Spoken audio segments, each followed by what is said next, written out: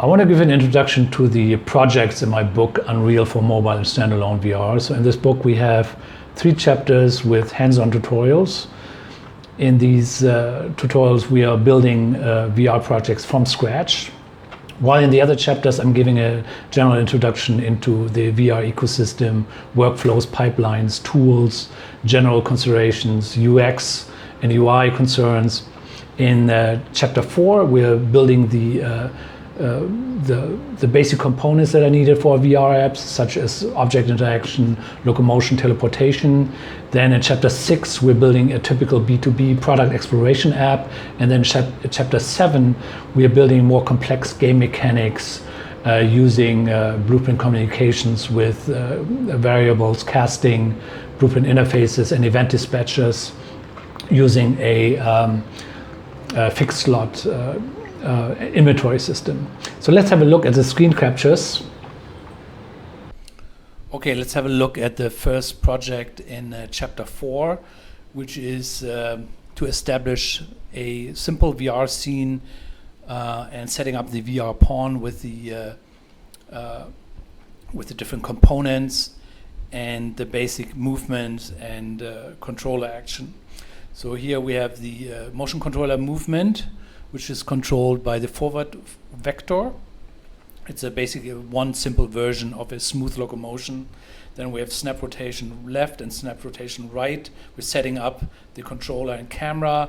And then we have the line trace by channel, which is establishing the selection ray or laser beam, which we are building with the Unreal particle system. And on the level blueprint, we're actually interacting with the cube to highlight the cube, which will then change the material. So let's have a look at a screen capture from that scene. So here is a screen capture from inside of the headset. Basically, we're moving forward with the controller. When we hit the trigger button, we are moving along the forward vector and on the ground, and whenever the selection ray hits the cube, it highlights. So this basic scene has everything in place. It works. You're able to interact with an object. We have a locomotion established and the object interaction with the line trace by channel.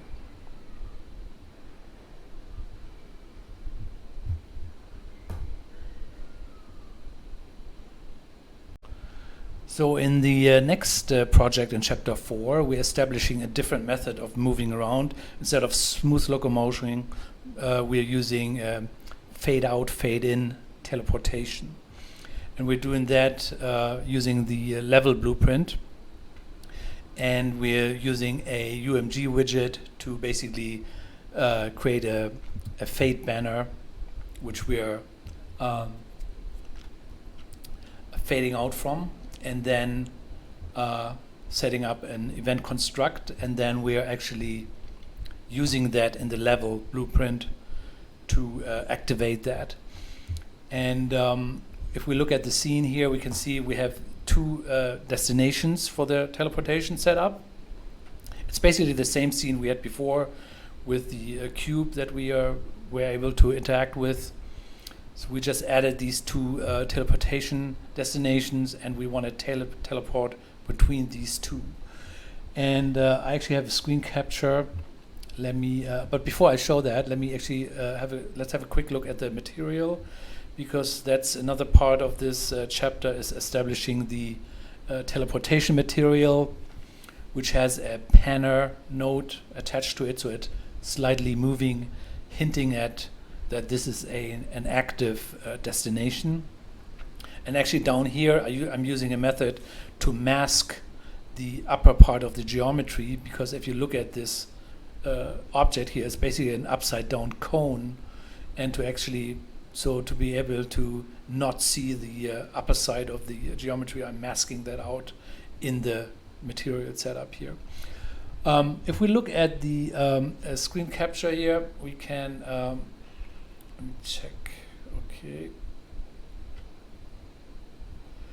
So basically here we are at location 1, and then we're interacting with the cube, and then we have over there teleportation destination number 2, and once we hit it and activate it, we teleport to that destination, and we're actually doing the same thing the other way around, going back to where we came from. And this allows us to basically activate the teleport destination, pull the trigger, fade out, fade in, and arrive at the destination. This is the basic setup for it. This is a typical setup that is very often used in educational VR titles or B2B apps. So it makes the teleportation easier on people if you have a fade out, fade in animation in there. So let's move on to the next project. Okay, so the next project in chapter 4 is what's called free or flexible teleportation. It allows you to basically select any point on the floor or in the level, and to freely select your destination and teleport that to that destination. And basically in this scene I have a very simple setup. What we're doing here is I've set up some objects in the scene because we are setting up a nav mesh. If I hit the P button, the P key, then we'll see the preview of the nav mesh, and that shows you that whatever is green is actually an allowed teleportation destination. So anywhere where it's green we can teleport to.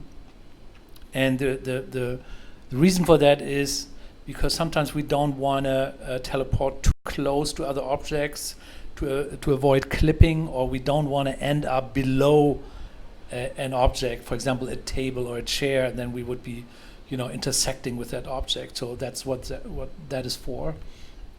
And to actually look at what this is doing, we're actually evaluating the normal of the surface, and if the normal is facing upwards, we are taking that as a switcher to switch to the teleport sprite, and that's going to evaluate our destination. And if it's not, the normal is not facing upwards, it's just a regular interaction with the line trace by channel. So I have a screen recording here from the headset. Let's have a look at it. So here's what it looks like. So basically we're in the scene, our selection ray, laser beam. Whenever we hit the floor where the normal is facing upwards, we get the teleportation sprite, the teleportation indicator that shows us a valid destination. So if we're pointing to any point in the scene where we have an up-facing normal. So, and if we pull the trigger, then we instantly teleport to that destination without any fade out or fade in. So this has become a very popular way of moving around in scenes where you actually have to move around a lot. For example, if you have a showcase and where people have to switch positions very often, it would become tedious to have fade outs and fade ins all the time, or to have any complicated setups, to have to deal with anything more than just hitting the button, hitting the trigger button. So this is basically what it is. It's a setup to evaluate what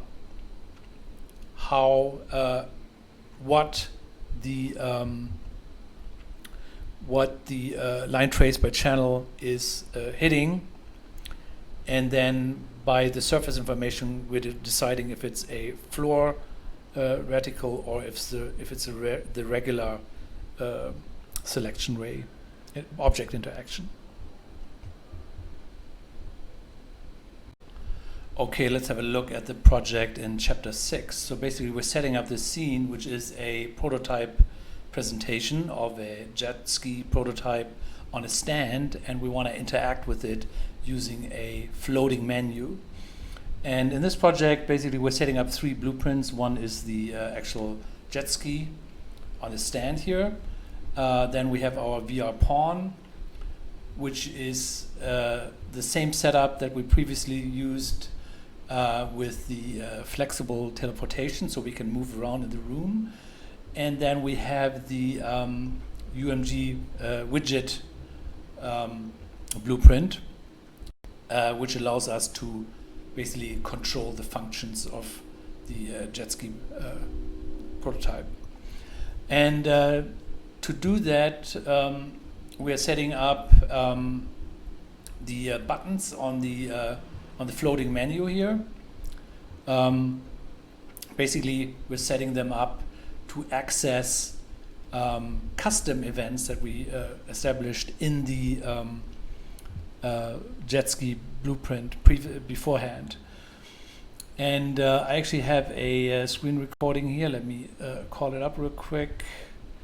So basically here we have it. This is the room. We have our selection ray, and we are moving around with our flexible teleportation, selecting a destination, hitting the trigger button moves us to the new destination. This is a way for us to move around in the room, and then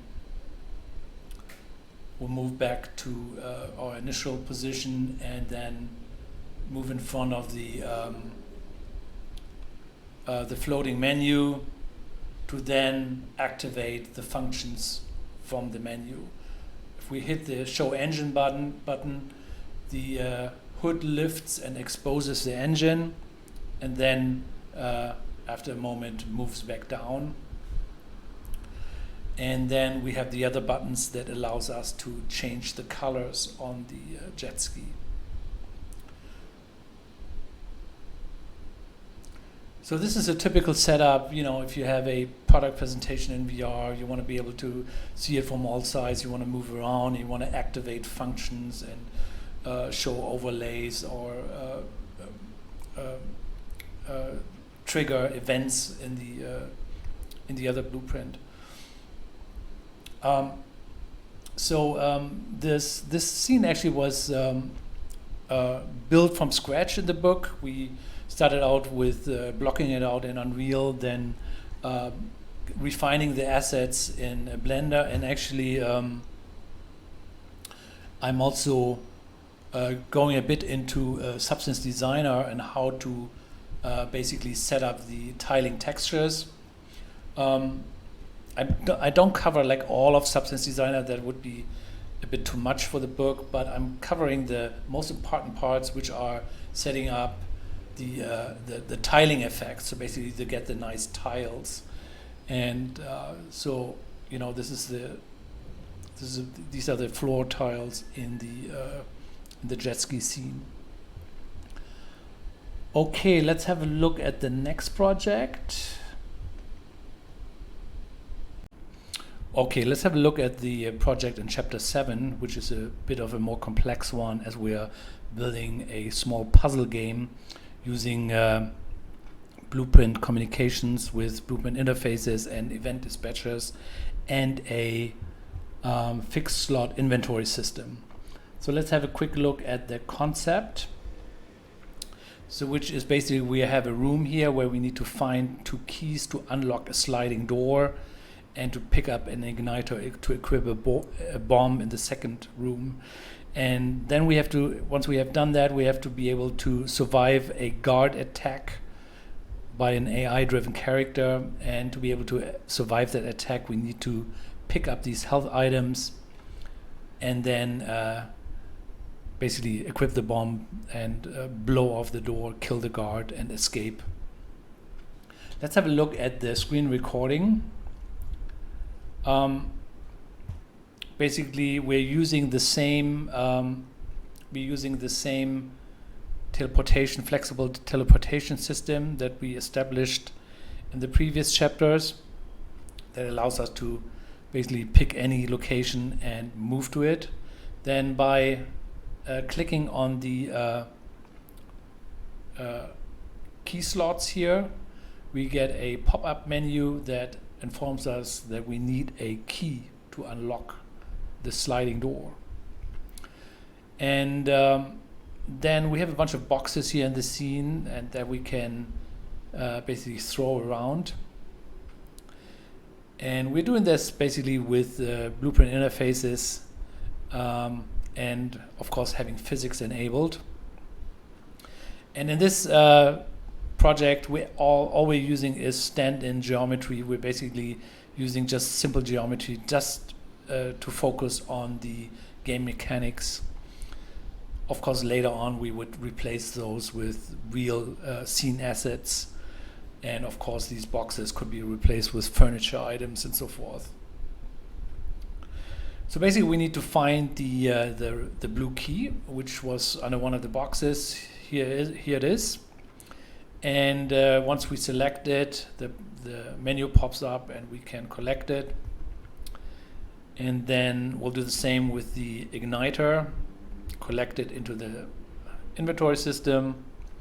And then once we go to the chest of drawers, we will open the drawer and look for the other key that's missing. And here it is. That's the red key.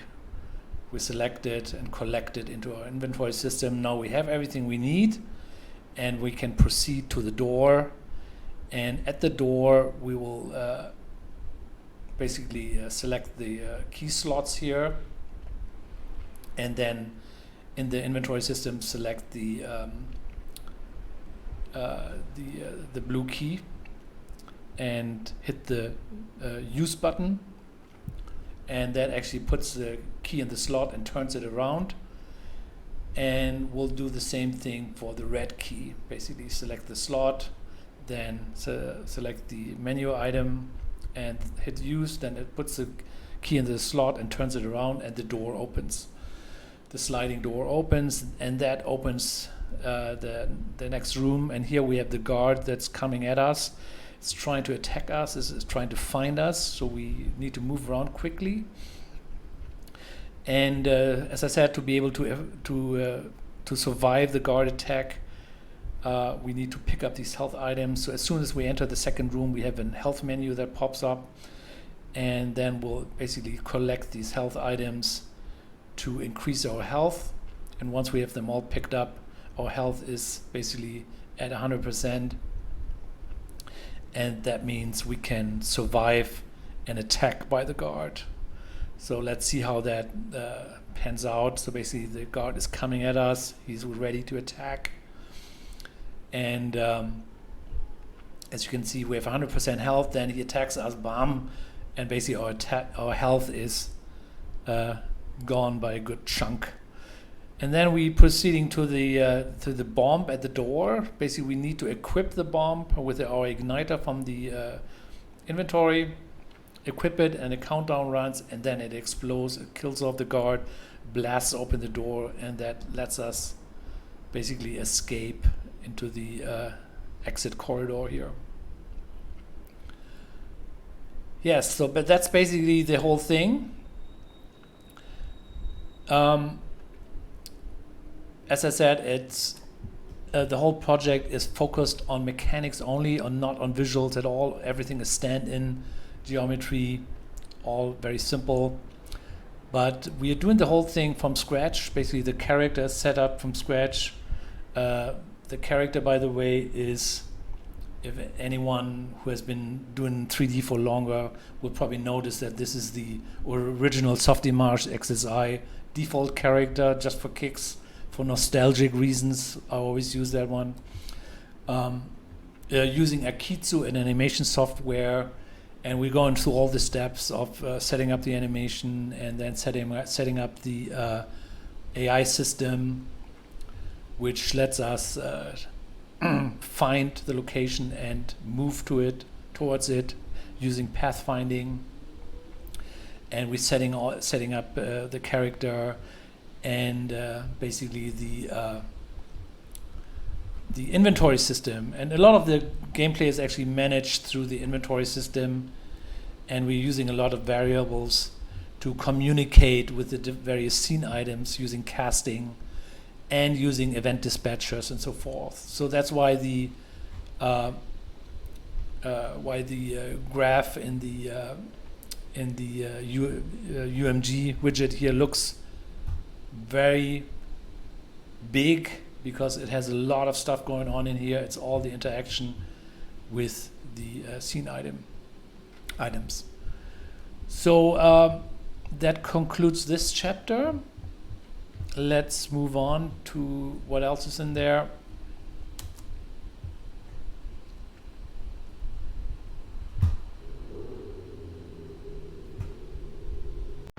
So much for the introduction of the tutorial projects in the book.